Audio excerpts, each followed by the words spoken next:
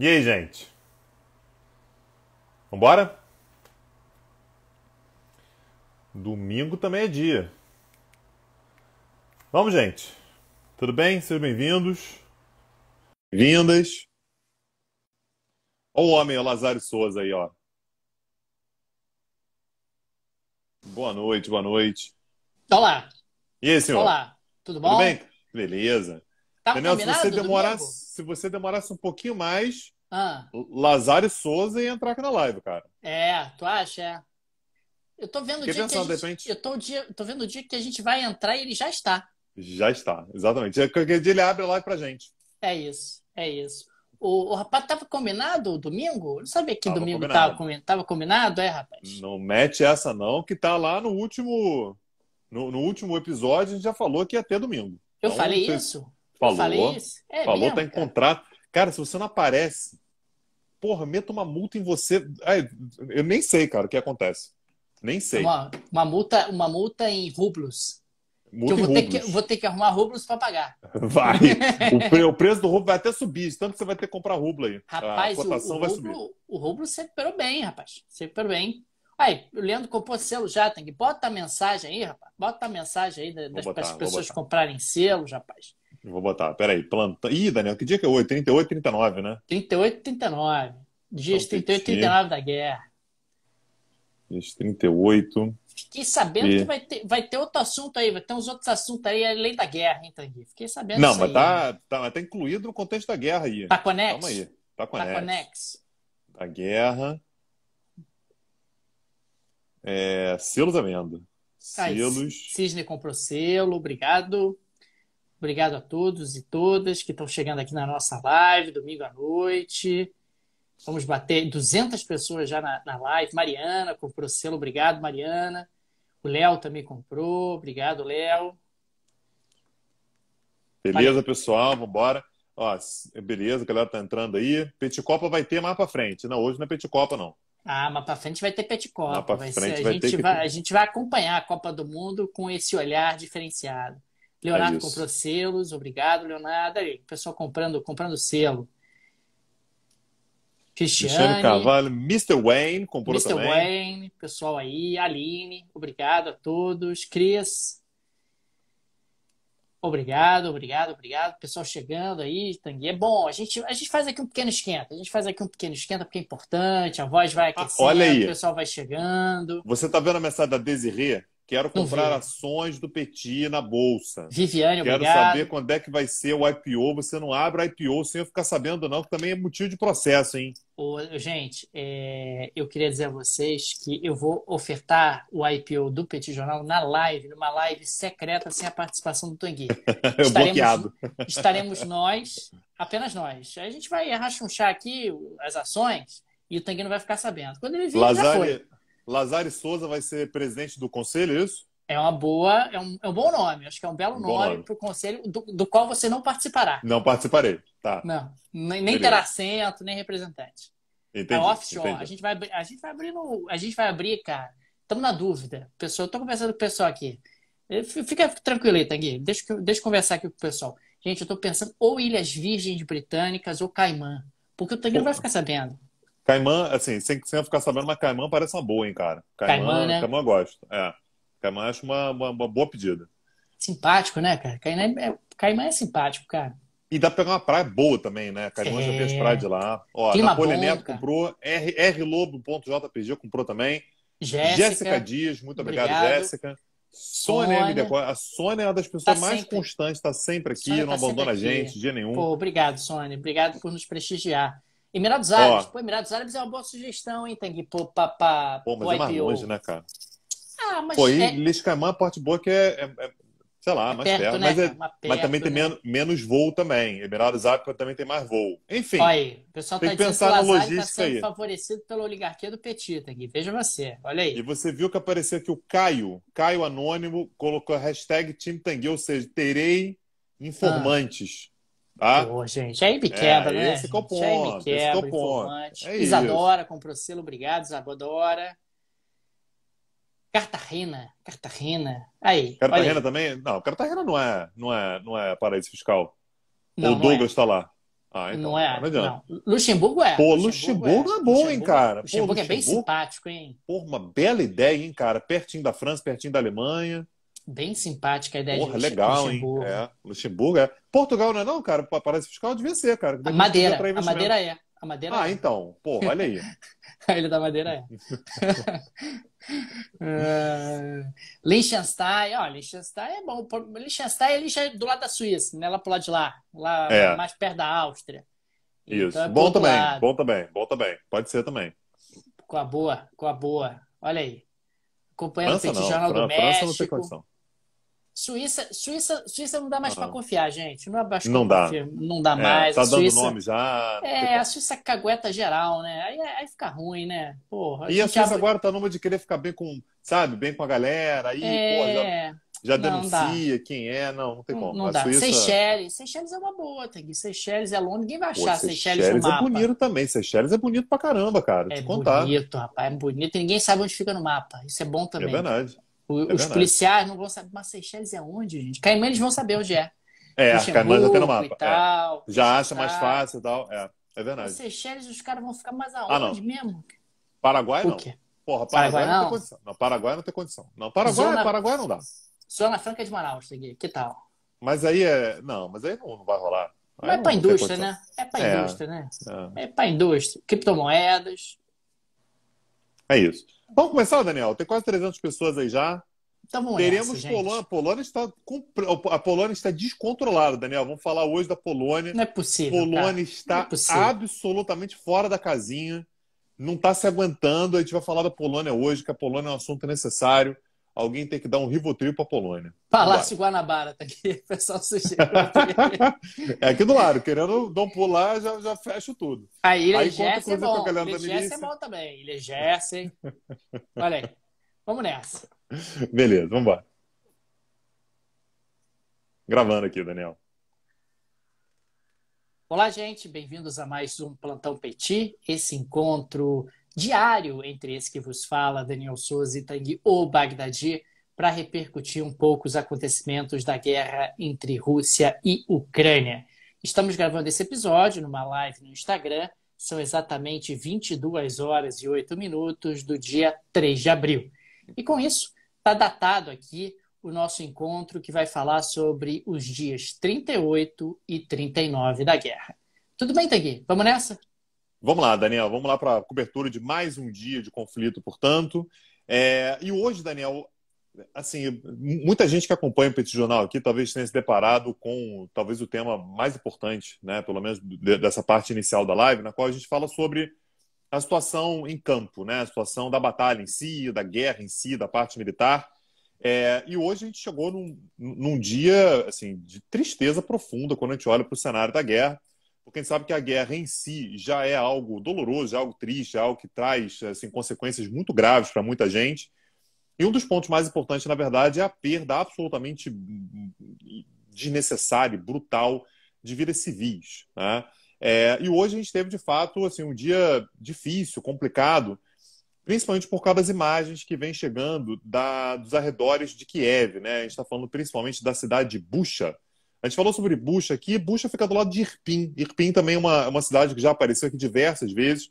Era uma das vias de acesso ali a noroeste de Kiev, por onde a Rússia queria chegar, ou vinha se aproximando, né, da capital ucraniana. Então, só para a gente lembrar, né, Kiev fica lá no norte do país. A Rússia fez uma invasão em direção a Kiev, vindo da fronteira com Belarus, em direção ao sul, e, portanto, para tentar chegar a Kiev, tentou cercar tanto pelo noroeste quanto por nordeste.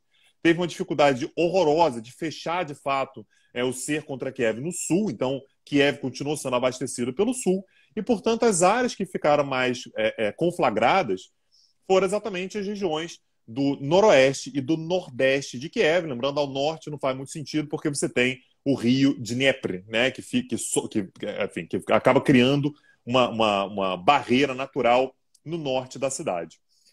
E as imagens que vêm de lá, Daniel, são nas áreas onde a Rússia tinha domínio e saiu e deixou aquela região, os vídeos que vêm de lá, e claro que ainda precisa, portanto, de uma comprovação, enfim, se são de fato legítimos e tal, mas vêm de fontes diferentes, então tudo dá a entender que sejam de fato legítimos, que é uma quantidade bastante grande de corpos civis no chão, mortos, portanto, com marcas de execução, muitos com as mãos amarradas, alguns claramente estavam andando na rua, de bicicleta, alguns com marcas de tortura. A Ucrânia está falando, Daniel, em 410 pessoas que foram encontradas mortas exatamente em áreas de onde a Rússia se retirou, né? Então áreas principalmente nos arredores de Kiev, 300 só na cidade de Bucha. Tá? Então isso, naturalmente, é um dos elementos assombrosos da guerra, né? E, obviamente, como era de se esperar, a Rússia disse que nada disso é verdade e que essas imagens foram todas forjadas.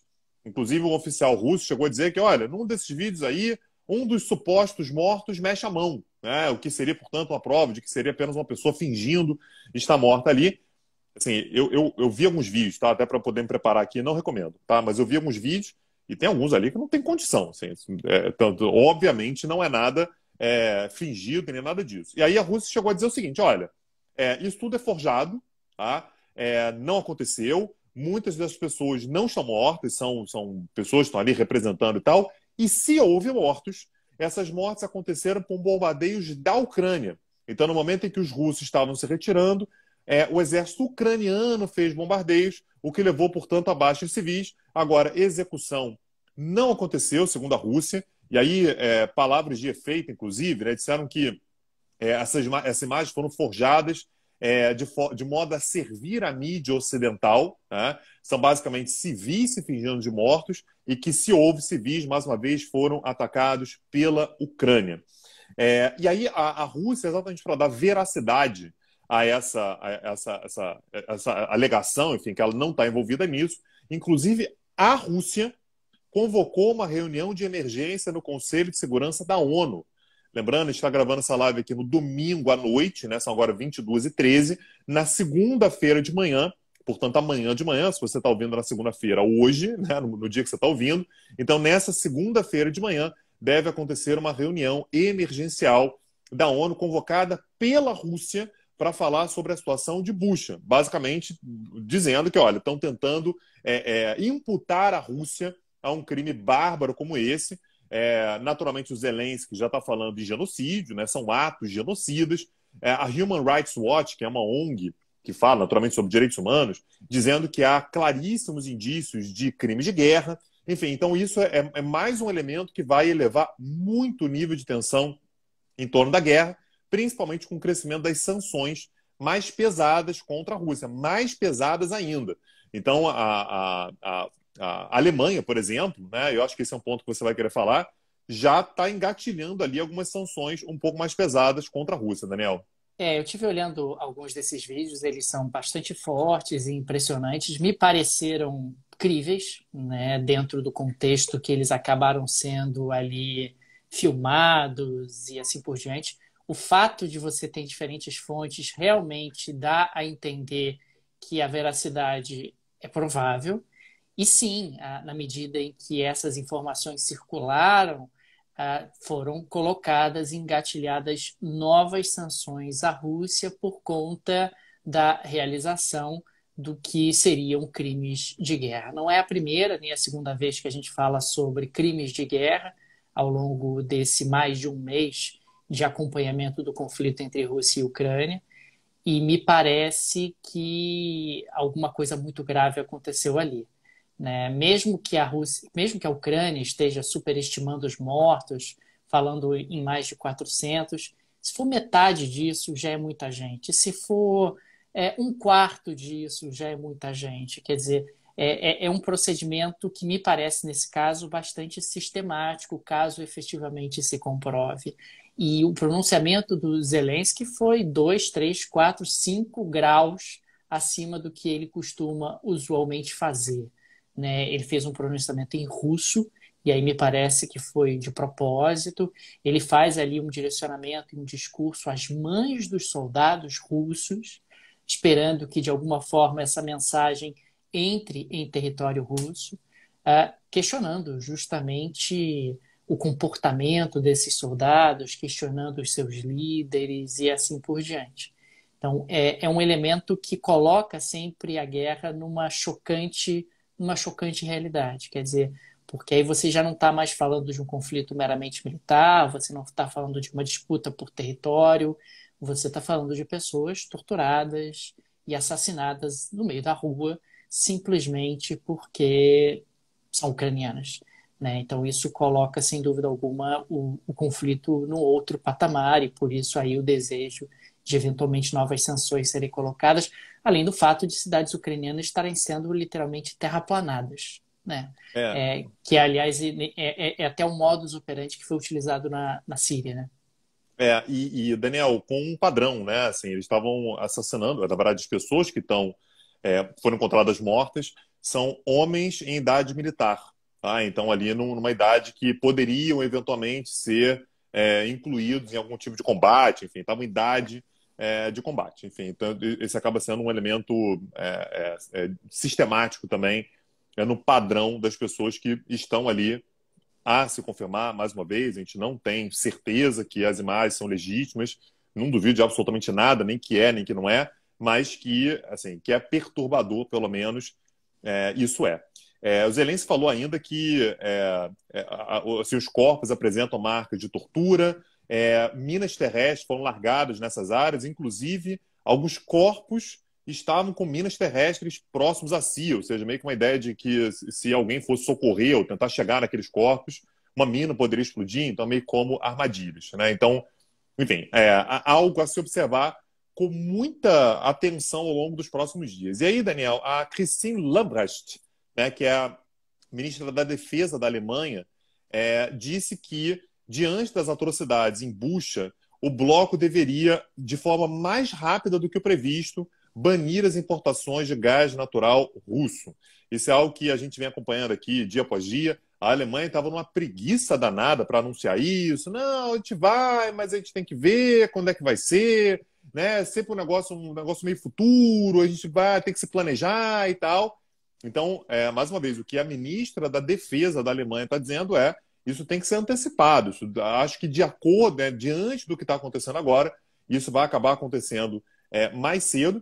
E o presidente da Comissão Europeia, o Charles Michel, né, que é o belga, que lidera a Comissão Europeia, só para a gente lembrar, é o órgão executivo, né, da União Europeia, disse que mais sanções estão a caminho. Então já não é mais, a gente vai ver. Né? Não, já tem mais sanções que estão a caminho, que estão avançando, e isso em cima também de uma pressão muito grande por parte dos Estados Unidos. Os Estados Unidos têm muito mais sanções contra a Rússia do que a União Europeia, por motivos óbvios, né? Assim, a União Europeia é muito mais dependente, criou uma dependência muito maior da Rússia ao longo das últimas décadas do que os Estados Unidos, mas aparentemente o caso de Bucha vai ser um elemento que vai catalisar sanções maiores da União Europeia contra a Rússia, Daniel. Tanguy, nesse caso em particular, essa hesitação da Europa em relação a suspender as importações de gás da Rússia é algo relativamente natural em função do impacto que isso teria sobre a economia europeia. Quer dizer, quando a Europa toma uma decisão como essa, se ela efetivamente vier a ser tomada, nós estamos falando de racionamento de gás. Estamos falando de um impacto de grandes proporções sobre o crescimento europeu. Aí a Europa vai entrar numa recessão de grandes proporções. E estamos falando de uma pressão inflacionária também significativa. A Europa já está, no atual momento, com 7% de inflação acumulada nos 12 meses anteriores. 7% de inflação para a Europa é muita coisa, muita coisa. E essa inflação se tornaria ainda mais representativa e significativa caso houvesse aí essa suspensão das importações de gás por parte da Europa. Agora, se os impactos em relação à Europa são de grandes proporções, sobre a Rússia seria devastador, porque não é à toa que a Rússia, por mais que ela tenha ali, vai pagar em rublos, vai fazer isso, vai fazer aquilo, na hora do vamos ver, a Rússia também recua, porque ela depende muito das exportações de gás para a Europa ainda. Por mais que ela esteja diversificando, por mais que a China tenha ali a sua relevância e a sua importância, a Rússia depende muito da Europa do ponto de vista econômico e das exportações de gás em relação a isso. Tem uma frase antiga, né, do John Kerry, que, na verdade, John Kerry não, do John McCain, que ele dizia que a Rússia era um posto de gasolina gerenciado pela máfia, né? Isso mostrava ali, claro, um certo preconceito em relação aos russos, mas mostrava também a enorme dependência da Rússia em relação às exportações de combustíveis e, nesse caso em particular, em gás natural. E não é só isso. Eu, quando penso com os sapatos da Europa, eu imagino que esses líderes muitas vezes também analisem da seguinte forma: ok, eu vou suspender o gás da Rússia. Por quanto tempo? Uhum. Por um ano? Por 2 anos? Para sempre? Porque isso também faz diferença na conta. A Europa vai aguentar 1, 2, 3 anos em recessão e com uma inflação brutal? Não é uma decisão trivial. Não é uma decisão simples. Por mais que isso impactasse a Rússia de maneira muito violenta, o que você faz? Vai trazer gás liquefeito dos Estados Unidos, que é mais caro e vem em menor quantidade? Vai aumentar as importações de gás da Argélia, no gasoduto que entra na Península Ibérica, ou então no gasoduto que vem da Líbia em direção à Itália, mas que não é suficiente para abastecer a Europa? Você não tem alternativa em 1, 2 ou 6 meses, ou um ano. E aí faz o quê? Vai manter essas sanções durante 6 meses, um ano e meio, 2 anos? Está longe de ser uma decisão trivial, sabe? Então, existe, claro, muitas vezes essa retórica, essa questão, puxa, vamos parar imediatamente de comprar o gás russo, mas não é uma decisão simples. E caso ela seja eventualmente tomada, a pressão para que ela seja desfeita será muito grande. E se ela for desfeita, é desmoralizante para a Europa. Como é que Uhum. você desfaz essa decisão se a Rússia não fizer nada de novo? Se a Rússia não recuar? Você também coloca um peso sobre a Europa muito grande. Quer dizer, eu vou morrer de frio aqui, a minha economia vai entrar em frangalhos, e eu não tenho como voltar atrás. Como é que eu volto atrás se a Rússia não se mexer? É um movimento muito, muito complexo para ser feito pela Europa, sem dúvida alguma. Pois é, Daniel. E a gente fica o tempo todo analisando, além do cenário militar, né, enfim, que acaba tendo consequências humanas muito graves, né, sobre isso que a gente vem falando desde o início do episódio, mas também para o lado diplomático, né? Assim, qual é a possibilidade de uma negociação diplomática avançar para se buscar uma solução no mais curto prazo possível para que a questão, né, seja resolvida e que a gente possa pensar no pós-guerra, né? E o fato é que o negociador-chefe da Rússia, naquele contato todo com a Ucrânia, aquelas várias rodadas de negociações já aconteceram, que é o Vladimir Medinsky, rejeitou a possibilidade de um encontro direto entre os dois presidentes no curto prazo. Então, aquilo que o Zelensky vem pedindo o tempo todo, né? Pô, eu quero um encontro direto com o Putin para a gente resolver, né, de presidente para presidente. O que ele disse é: tire o cavalinho da chuva, isso não vai acontecer tão cedo, sobretudo porque, segundo ele, não estamos perto de uma solução razoável ainda para a situação da Crimeia e do Donbass. A ideia do encontro entre os dois presidentes, na visão russa, a Ucrânia discorda, tá? A Ucrânia acha que esse encontro tem que acontecer hoje, agora, quanto antes, né? Se puder marcar para amanhã, eles querem. Mas, segundo, na visão russa, o encontro entre os dois presidentes é para finalizar uma negociação que já esteja muito avançada, para apertar a mão e solucionar. Então, segundo a Rússia, isso não deve acontecer, não é algo factível para os próximos dias, sei lá, para as próximas semanas também não. E uma outra declaração importante, Daniel, que veio hoje também, né, nesse domingo, é o Jens Stoltenberg, né, que é o secretário-geral da OTAN, que disse que se a Finlândia e a Suécia quiserem entrar na OTAN, a OTAN garante um processo acelerado de inclusão desses dois países na organização. Lembrando, gente, a OTAN existe desde 1949, num contexto, portanto, de aceleração da Guerra Fria naquele momento. E, em momento algum, a União Soviética ou a Rússia fizeram ameaças, enfim, factíveis ou qualquer tipo de avanço militar contra qualquer membro da organização. Porque, mais uma vez, a ideia da organização é exatamente essa. A ideia da OTAN é: se você fizer um ataque a qualquer um dos membros, a OTAN, de uma forma geral, reage. Então, você está colocando no bolo aí grandes potências militares, como os Estados Unidos, por exemplo. Então, o que o Stoltenberg está dizendo é: Suécia e Finlândia, querendo, vem que a gente te aceita com uma velocidade maior e rapidamente você vai estar protegido. Então, é mais um elemento sendo colocado na mesa. Lembrando, Daniel, que na próxima terça-feira, depois de amanhã, terça-feira, dia 5 de abril, a gente vai ter uma aula gratuita somente sobre a OTAN. Então, se você quiser entender um pouco mais sobre o processo de criação da OTAN, a história da OTAN, a mudança pela qual a OTAN passou após o fim da Guerra Fria, é uma aula gratuita, vai acontecer lá no canal do Petit Jornal no YouTube, tá? Ao vivo, dia 5 de abril, às 21 horas. A aula dada, como a gente está fazendo aqui, eu e o professor Daniel Souza, conjuntamente. Tanguy, agora eu queria falar sobre um aspecto que me chamou a atenção que são os refugiados. A gente está falando de quase 4 milhões de refugiados ucranianos que cruzaram a fronteira em direção à Europa Ocidental ou em direção ao Oeste, e eles têm um problema concreto que muitos deles vêm com dinheiro vivo, né? Vêm com a moeda ucraniana, que é o hryvnia, e essa moeda encontra muita dificuldade para ser trocada, seja pela moeda polonesa, seja pela moeda tcheca, seja pelo Seja por euro. euro. Isso. Pois é, então você acaba tendo uma dificuldade muito grande nessa conversão. A Ucrânia estabeleceu o controle de capitais, então remessas de dinheiro para fora da Ucrânia estão muito dificultadas, justamente para tentar evitar uma desvalorização ainda mais expressiva da moeda ucraniana, para tentar evitar uma evasão de recursos ainda mais significativa. E a União Europeia está trabalhando em mecanismos que possam viabilizar as trocas, a conversão da moeda ucraniana pelas moedas locais europeias, para que essas pessoas tenham ali, enfim, recursos para as suas despesas mais emergenciais, para as suas despesas mais urgentes no seu dia a dia. Isso é algo que particularmente me chama a atenção, porque esse é um aspecto que às vezes a gente não lembra em relação a refugiados de guerra. Refugiados de guerra, mesmo que eventualmente eles tenham algum dinheiro no bolso, esse dinheiro não vale nada para onde eles vão. E, consequentemente, o drama acaba aumentando ainda mais.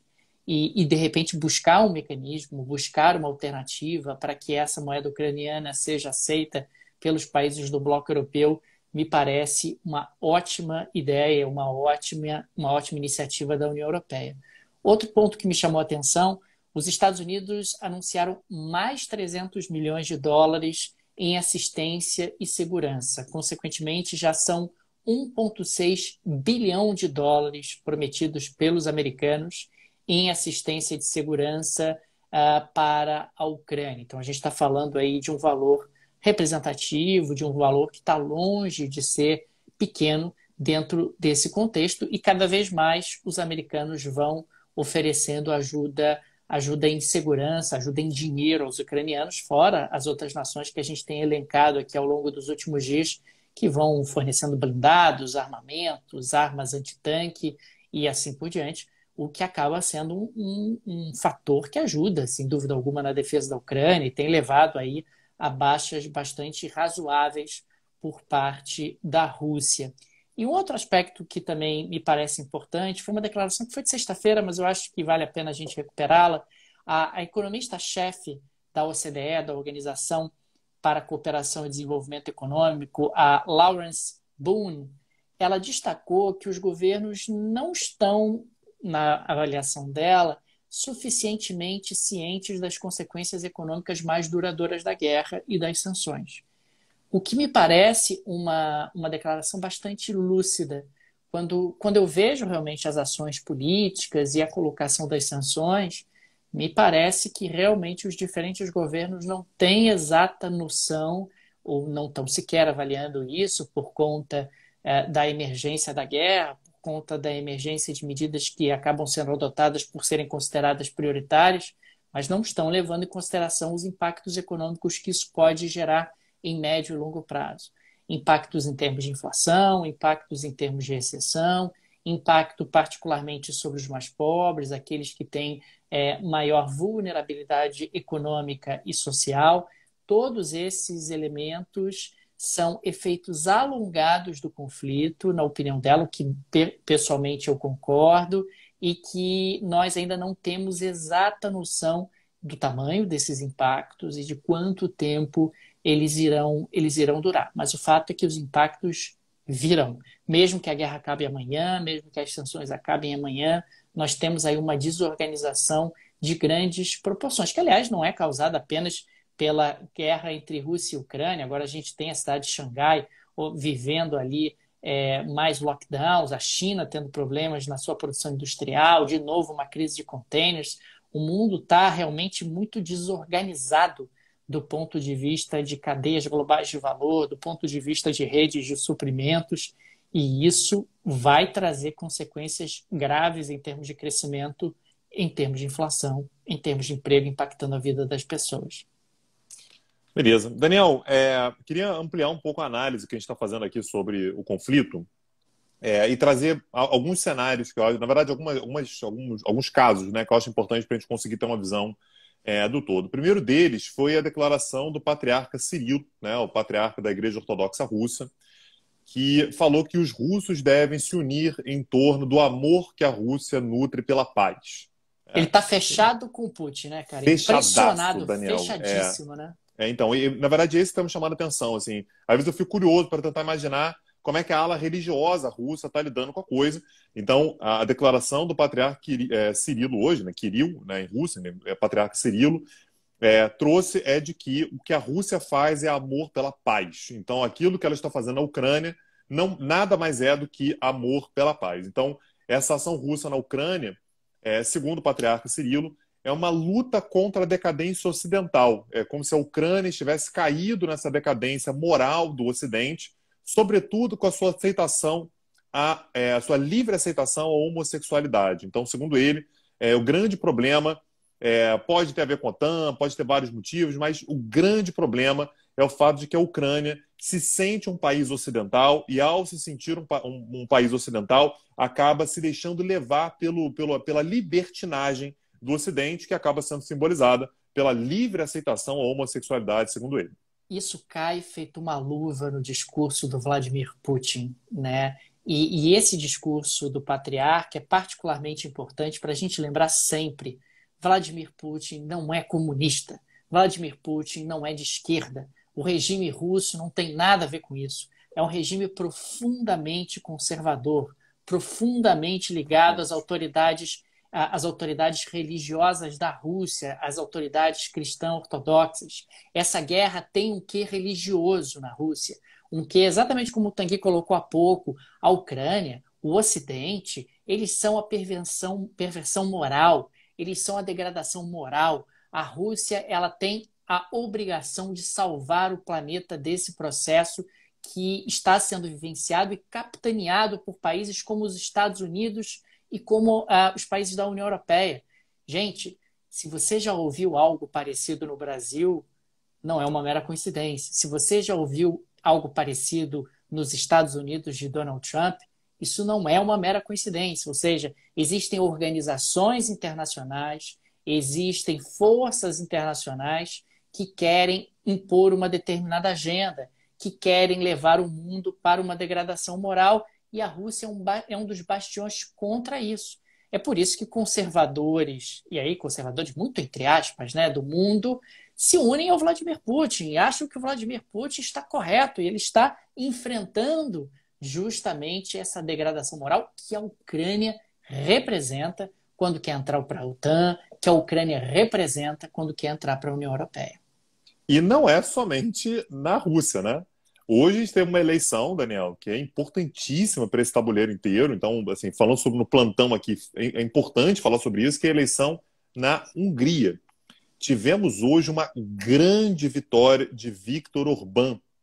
Então, Viktor Orbán, primeiro-ministro da Hungria desde 2010, né? Então ele já está há 12 anos no poder. Lembrando, 12 anos ininterruptos, mas ele já foi primeiro-ministro antes, entre 1998 e 2002. Então ele já só pegando esse período ininterrupto, ele já o líder europeu da União Europeia, né, há mais tempo no cargo. Se você soma ainda os 4 anos que ele teve entre 98 e 2002, enfim, ele já acumula muito tempo de poder. E aí, por que eu estou falando isso? Porque o Zelensky, por exemplo, a gente falou sobre isso outro dia, ele fez um discurso falando sobre todos os apoios que ele está recebendo na Europa. Ó, país tal, está comigo, país tal, está com a gente também, país tal. Né? E foi citando praticamente toda a União Europeia. Alguns ele falou assim, eu até brinquei aqui, Portugal, vamos lá, né? Cadê? Mas com relação à Hungria, foi o país que ele teceu mais crise. O que ele falou o Viktor Orbán tem que ir lá no memorial do Holocausto para lembrar o que é que acontece, o que a gente está vivendo aqui e tal. Então ele diz que é o único, segundo Zelensky, é o único governo da União Europeia que está fechado com Putin. Lembrando, isso aqui também a gente trouxe há pouco tempo atrás, Polônia e Hungria, aliás, Polônia, Hungria e República Tcheca sempre foram muito, muito unidos nessa cruzada contra a União Europeia, de críticas à União Europeia e tal. A Polônia, no entanto, está compradaça contra a Rússia, está compradaça do lado da Ucrânia, E a Hungria, ela parece meio hesitante, né? Então, ela chegou a Meio fazer dúbia, né? críticas. Meio dúbia. Exato. E aí, assim, o Orbán, claramente, ele tem uma admiração pelo Putin, ele nunca escondeu isso, não deixa, por exemplo, armas que vão chegar em direção, que vão em direção à Ucrânia passarem pelo território ucraniano. E hoje, inclusive, ele deu uma declaração curiosa, que ele falou assim, ainda bem que o tema hoje não é Vladimir Putin, então hoje eu não preciso falar sobre ele. Porque ele sabe que é um tema constrangedor. Agora, dá uma olhada no tamanho da vitória dele, Daniel. O parlamento húngaro tem 199 cadeiras. O Fidesz, que é o partido dele, pelas projeções, não está tudo fechado ainda, né? Ainda tem, portanto, apuração, mas nesse momento que a gente está falando, tá? É possível que quando você esteja ouvindo isso aqui no podcast já esteja finalizada a apuração. Mas ele teria conseguido, Daniel, 134 cadeiras de 199. É muita coisa, é É muita coisa. muita coisa, é realmente muito impressionante. No momento no qual a oposição, pela primeira vez em muito tempo, se uniu. Então, houve uma frente de oposição à direita e à esquerda, não é, portanto, apenas ao centro, à esquerda, na oposição ao Orbán. Então, o Fidesz ele acabou disputando contra um grupo grande de outros partidos e, mesmo assim, a oposição conseguiu 58 cadeiras. Então, o Viktor Orbán ele sai não é pouco fortalecido, não, ele sai muito fortalecido com o discurso, Daniel, que acaba emulando grande parte disso que a gente estava descrevendo agora há pouquinho. O que ele disse foi o seguinte, você votar a favor da oposição significa votar a favor da entrada na Hungria, da Hungria na guerra. Porque a oposição quer que a Hungria entre na guerra. Basicamente, o que ele está dizendo é, se a oposição ganhar, a Hungria vai acabar aderindo a esse frenesi a favor da Ucrânia contra a Rússia e a gente vai acabar sendo tragado para uma guerra. A pergunta, portanto, que ele coloca é, você, húngaro, quer entrar na guerra? Se a resposta for não, você tem que votar em mim. E só para a gente, mais um ponto aí, Daniel, que eu tenho certeza que você vai querer complementar, junto com a eleição, foi feito também um referendo acerca da aprovação de uma lei que proíbe a divulgação de conteúdo acerca de orientações sexuais na Ucrânia, sobretudo para criança e adolescente. Qualquer orientação sexual, naturalmente, que não seja heterossexual. E as perguntas são muito canalhas, né? As perguntas são assim, você concorda com a exposição de crianças a conteúdo homossexual? É óbvio que para grande parte da população vai ser porra, não, peraí, não concordo. Né? As perguntas são todas assim, então é um total de 4 perguntas, todas mais ou menos nesse tom, obviamente levando a resposta que o governo prefere, mas isso de qualquer maneira mostra que o Orbán segue sendo um cara profundamente querido, né, pelo eleitorado húngaro. Né? Então esse vai ser um ponto importante para os próximos tempos, pelo fato de que um aliado do Putin na União Europeia consegue, portanto, a reeleição, no caso, na Hungria. Pois é, o Orbán, ele é um eixo, aliás, é um elo importante justamente desse grupo que ascendeu ao poder nos últimos anos. Ele é muito próximo ao Putin, como o Tanguy colocou há pouco, ele é próximo ao Jair Bolsonaro, tinha um bom relacionamento com Donald Trump e tem essa postura de enfrentamento em relação à União Europeia, né? De enfrentamento, uma vez que ele considera que a nacionalidade húngara, que o nacionalismo húngaro tem que predominar. É sempre importante destacar que a Hungria tem algumas especificidades. A Hungria tem uma língua muito, muito própria, muito particular, tem ali um sentimento nacional extremamente consolidado, e o Orbán consegue transitar muito bem em relação a isso. No caso específico da União Europeia, me parece que a maior dificuldade que ele tem, de um enfrentamento ainda maior, é o fato da Hungria ser um dos países que é superavitário em relação à União Europeia, ou seja, a Hungria paga menos impostos para a União Europeia do que recebe. E isso, bem ou mal, acaba mantendo ali a União Europeia com um poder de pressão muito significativo sobre a Hungria. Lembro que não tem muito tempo, a Corte Europeia decidiu, inclusive, que você poderia punir Estados-membros, no descumprimento das regras europeias, com a suspensão da remessa de fundos, com a suspensão da remessa de recursos. Então, esse é um elemento que acaba segurando um pouco o Orbán, né? Porque, bem ou mal, existe aí uma dependência econômica em relação à União Europeia, dependência essa que ele não pode prescindir, que ele não pode abandonar. E é sempre importante destacar que a Hungria foi muito beneficiada pela entrada na União Europeia.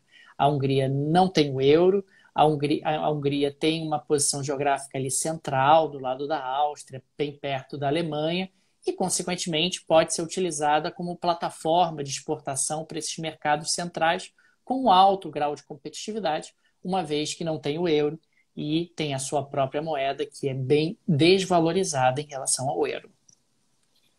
E, Daniel, um outro país que também passou por eleição nesse domingo, que também tem uma relação muito próxima com a Rússia, né, também tem, portanto, um líder aliado a Vladimir Putin, foi a Sérvia, né? Não que a Sérvia ser aliado da Rússia seja alguma surpresa, né? São aliados históricos, né, desde sempre. Mas o fato é que hoje também, nesse domingo, nós tivemos eleições na Sérvia, tanto para presidente quanto para o parlamento, né, o que acaba tendo, portanto, um impacto na formação do parlamento, saber, portanto, se a primeira-ministra, né, eu vou falar sobre ela daqui a pouquinho, vai ser reeleita ou não, mas o fato é que o presidente Aleksandar Vučić, né, que é presidente desde 2017, aliás, ele foi primeiro-ministro de 2012 a 2017, se tornou presidente em 2017 e, portanto, agora está buscando a reeleição. É muito provável que seja reeleito. Todas as projeções estabelecem a sua reeleição. O curioso, né, é que o Vučić, ele faz parte de um partido que é chamado Partido Progressista da Sérvia, que não é nem de direita nem de esquerda claramente. Assim, é um partido Rapaz, que eu já vi isso em algum lugar. Já vi isso em algum lugar. Partidos que não são Aonde nem você de viu isso, direita nem de Daniel? esquerda. Não É sei. mesmo, Daniel. E tem um Tem um nome partido genérico. aí. Um nome Tem um país aí. progressista. Tem um país aí que tem um partido liberal que não é liberal, tem um partido progressista que não é progressista, e tem um partido republicano que sugere uma laicidade que ele não é laico. E também tem um partido lá que diz que não é nem direita nem de esquerda, muito pelo contrário. Sei lá, achei parecido com um lugar aí que eu já vi em algum momento Depois na você me fala que história. país é esse aí, Daniel, que eu queria até dar uma olhada Vou nisso. pesquisar, vou É, pesquisar.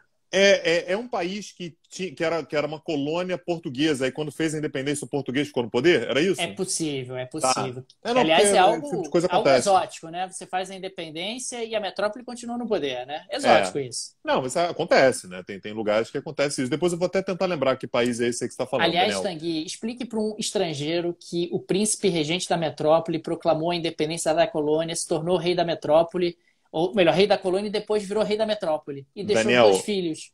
Daniel, É muito interessante isso. eu dou aula sobre Balcãs, sobre o Oriente Médio, sobre guerra, mas sobre esse país que está falando aí, eu não encaro, não, Muito Daniel. complicado, É né, muito cara? complicado. É muito complicado. Tem lugares que são mais tranquilos que a gente dá aquela relaxada. Falar de, né, Oriente Médio, Balcãs ali, acho mais simples. Kurdistão, pô, pegar um Kurdistão é mole, né? Agora, Tranquilo. esse país aí que você está falando, eu sei lá. Então, Daniel, esse partido, né, que é o Partido Progressista da Sérvia, ele é um partido curioso porque ele tem pautas bastante conservadoras, O Partido Progressista economicamente da Sérvia é conservador.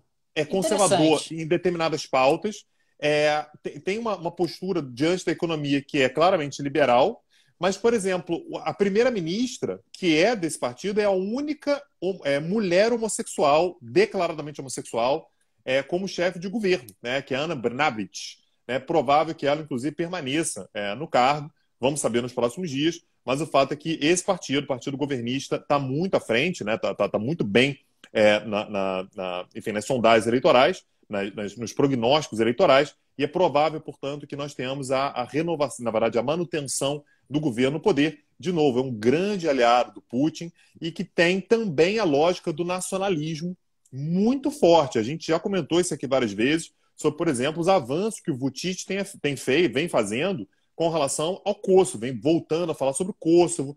A gente já trouxe aqui num bate-papo, um tempo atrás, sobre a reedição, por exemplo, da ideia do mundo sérvio, né? A criação do mundo sérvio, ou seja, onde há sérvios, é Sérvia, né? E tem sérvios, portanto, no Kosovo, né? Não são a maioria, mas tem sérvio. Então, o Putin vê naturalmente com muito bons olhos, é um aliado. E, aliás, não só fazer uma correção com relação na verdade, nem uma correção, mas é mais um avanço com relação ao que eu falei pouco tempo atrás. Eu cheguei a comentar aqui de uma preocupação porque a Croácia disse que, olha, o gás natural russo vai parar de circular. Isso poderia naturalmente interromper o fornecimento de gás russo para a Sérvia. Um ouvinte nosso, infelizmente eu não estou com o nome dele agora, peço desculpas, mas um ouvinte nosso que está em Belgrado disse, olha, isso é uma preocupação menor, porque grande parte do gás natural que chega na Sérvia vem pelo Turk Stream, né, que passa exatamente pela Turquia. Então a preocupação ela é um pouco menor com relação a isso, menos mal, porque esse seria, sim, um elemento de preocupação grande num possível enfrentamento entre Sérvia e Croácia fora da Copa do Mundo. Tanguy, vamos falar sobre oligarcas? Vamos falar sobre oligarca. Tem Polônia ainda, hein? Temos que voltar ainda para falar sobre Quer falar Polônia. da Polônia? Fala da Polônia, então. Vamos falar da Polônia? Daniel, a Polônia segue sem freio, tá? A Polônia não está se controlando. Não é possível. E a Polônia, Daniel, ela veio meio como quem não quer nada, falou assim, ô, Estados Unidos, tudo bem, Estados Unidos, beleza. É que é o seguinte, eu estava vendo aqui um relatório. Tive uma ideia. Eu estava vendo um relatório aqui da OTAN e estou vendo aqui que o senhor, com todo respeito, porra, sem querer cobrar nada, pedir nada, você imagina, longe de mim querer pedir alguma coisa. Mas o fato é que eu estou vendo aqui que tem ogivas nucleares americanas na Bélgica. Porra, a Bélgica faz parte da OTAN. Tem ogivas nucleares na Alemanha. A Alemanha faz parte da OTAN. Não, tem ogivas nucleares você não vai chegar na Itália. Você vai chegar. Daniel, calma. Na Itália, Países Baixos, Turquia, tudo mesmo da OTAN. Eu estou dando uma vasculhada nas coisas aqui, não estou achando ogiva nuclear norte-americana. Não cabia, de repente, você pegar umas ogivas, uma que não esteja usando, uma que, sei lá, encontrou aí, está sobrando e tal, e mandar para cá. Mas a Polônia vai além, não é somente que ela está pedindo ogiva nuclear, não. Ela cria intriga. Virou para os Estados Unidos e falou o seguinte, Estados Unidos, inclusive, queria falar um negócio. A Alemanha não está lidando bem com essa situação, não, hein? A Alemanha está, sei lá, como é que a Alemanha está lidando com a Rússia. E tem mais, hein? Quando ela viu que os Estados Unidos não estavam demonstrando interesse na conversa dela. Presta atenção, Daniel. A Alemanha ainda não prestou contas direito com relação à Segunda Guerra Mundial, falei. Não superou ainda. Não está superado. Tem coisa aí que a gente tem que ver. Ela puxou a carta da Segunda Guerra Mundial? Puxou a Segunda Guerra Mundial. E tá, sei lá, hein, um país aí, né, na prática, ainda na Segunda Guerra Mundial porque não superou, porra, pega a sua ogiva nuclear aí e manda para cá, porque o ponto de enfrentamento com a Rússia não é na Alemanha, não. É aqui na Polônia. Isso foi dito, Daniel, pelo Jaroslaw Kaczynski, né, que é um dos personagens mais importantes da política polonesa, que é líder do PiS, que é o partido do governo, e é o vice-primeiro-ministro. Tá? Então, assim, é um cara importantíssimo. Não se iludam, tá? Mas o cara, vice-primeiro-ministro e tal, será que não é pouco? Esse cara é muito importante na política polonesa. Aliás, ele e o irmão gêmeo dele, né? Enfim, também é um cara que tem uma presença muito grande. E o primeiro-ministro, o Mateusz Morawiecki, disse que, de acordo, na verdade, após os atos genocidas da Rússia em Bucha, que a gente falou nesse episódio de hoje, a União Europeia tem que, isso aqui é maravilhoso, a União Europeia tem que impor sanções efetivas. Ou seja, traduzindo, parar de brincadeirinha, parar de sacanagemzinha, sançãozinha pra cá, não pode fazer, tudo. Não pode comprar. Agora, chegou a hora de me dar bomba nuclear, deixar a bomba nuclear norte-americana aqui, que eu quero ver, e colocar sanção de verdade contra a Rússia pra gente ver se o bicho não vai pegar. Então a Polônia está descontrolada, Rivotril pra Polônia. Tá? Está precisando. Tanguy, não é possível. Alguém tem que prescrever um remedinho para a Polônia dar relaxada, dar descansada. Fica aqui o nosso pleito. Se algum médico estiver aí ouvindo o Petit Jornal, por favor, prescreva para a Polônia um remedinho para ela acalmar. Um paisólogo, né? Um especialista em países, sei lá, alguma coisa tem que ser feita, né? Do jeito que está, não dá. Tanguy, vamos falar então dos ossos oligarcas. Vamos lá, solta a vinheta. Tanguy, você sabe que redes sociais são muito perigosas, né? As pessoas postam coisas e se entregam. Né? E as pessoas não conseguem se controlar, né? Não consegue, cara. Não consegue. Aí você sabe, tem uma moça, a Polina Kovalena, resolveu, vou postar aqui, vou esbanjar minha riqueza, como eu sou milionária, bilionária, que eu tenho uma vida maravilhosa e tal. Mas é o seguinte, o seu Reino Unido olha para as postagens dela e fala, peraí, gente, essa menina aí, essa menina é enteada do Lavrov. Que isso, gente? E tá cheio de patrimônio aqui no Reino Unido. Congelaram os patrimônios da menina, Tanguy. Rapaz, foi a foto mais cara da história. Rapaz, porque ela ficou postando nas redes sociais, ficou lá ostentando. Não pode isso, gente. Não pode. E tem um outro caso maravilhoso também. Né? Um dos principais assessores do Putin, né? O Igor Sekin, ele tem uma ex-mulher, e a ex-mulher tem conta no Instagram. tô aqui, não sei o quê. Tô aqui no iate, não sei o quê, papagaio, maravilhoso. E aí, Tang, postou no Instagram ela no iate. Aí as autoridades francesas viram isso no Instagram, foram lá e apreenderam o iate da moça, rapaz. Porque a moça é ligada lá a um dos assessores do Putin. Tangui, pelo amor de Deus, gente, se você é um oligarca russo, se você é uma oligarca russa, não poste no Instagram. As autoridades estão de olho, Tangui. Estão de olho aí, podem sequestrar os seus ativos e os seus bens. Né? Então fica aqui o nosso apelo, a nossa sugestão, né, que vocês tomem cuidado com as redes sociais, porque elas são muito perigosas, muito perigosas. Um escorregão já é suficiente, né, Daniel? E, aliás, Daniel, eu queria trazer aqui um breaking news, né? Aparentemente, Zelensky está falando no Grammy. Não conseguiu falar no Oscar, mas no Grammy está conseguindo. Então, assim, não temos informações completas ainda. Mais uma vez, a gente está chegando ao fim desse episódio. Hoje é dia 3 de abril, domingão. São 22 horas e 52 minutos. Né? Estava tentando encontrar aqui rapidamente a informação, mas aparentemente ele está falando nesse exato momento. Né? Então, a gente não vai ter informação completa ainda. Mas no próximo episódio, a gente vai certamente falar sobre isso. Quero agradecer o pessoal que está aqui no chat, no Instagram, né? Que é onde a gente está gravando essa live aqui, porque está trazendo a informação ao vivaço aqui. Daniel, momento gratiluz, quer agradecer aí, cara? Sim, sim, sim. Gente, eu queria agradecer muito aos apoiadores, às apoiadoras do Petit Jornal. Sem vocês, esse projeto não seria possível, ele não estaria de pé. Não é nenhum exagero essa constatação. O Petit Jornal é uma mídia independente, pequena, não tem nenhum conglomerado por trás, não tem patrocinadores por trás. Nós somos mantidos exclusivamente por vocês. Então fica o nosso muito obrigado, o nosso abraço, a nossa gratidão a todos os apoiadores e apoiadoras do Petit Jornal. Se você ainda não é, fica aí o convite para se tornar um apoiador, uma apoiadora do Petit Jornal, indo lá no site do podcast, petitjornal.com.br, tem uma seção Apoio Petit com várias alternativas para você ser um apoiador do Petit, seja você residente no Brasil ou no exterior. E quero lembrar que nós temos um outro projeto. Então, você curte o Petit Jornal, se você gosta do plantão, se você já ouve o Petit Jornal há mais tempo, está chegando agora, enfim. Nós temos um outro projeto, que é o projeto dos nossos cursos, que é o Petit Cursos. E aí, se for, mas fazer um curso do Petit, eu não sei, né, Daniel? Acabei de conhecer, acho que não está no momento ainda e tal.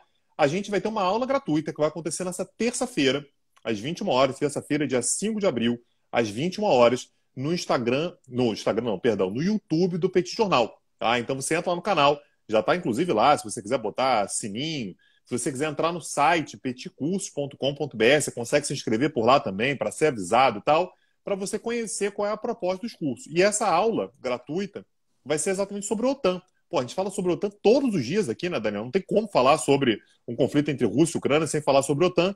Então, nessa aula, a gente vai falar sobre a origem da OTAN, a evolução da OTAN, os ingressos, como é que os países entram na OTAN, quem foram os países que entraram, quando entraram, o contexto das suas entradas, as mudanças de paradigma pelas quais a OTAN passou. Então, é uma organização que é complexa e absolutamente crucial para a gente conseguir entender essa segurança no século XXI. Então, entra lá no YouTube do Petit Jornal, né? É só jogar lá, Petit Jornal, que a gente aparece, ou, na verdade, pode fazer os dois, entra no nosso site, petitcurso.com.br. Lembrando, lá você vai ver, inclusive, a lista dos cursos que a gente já deu. É melhor, né, Daniel? Não precisa escolher um dos cursos se você quiser, não.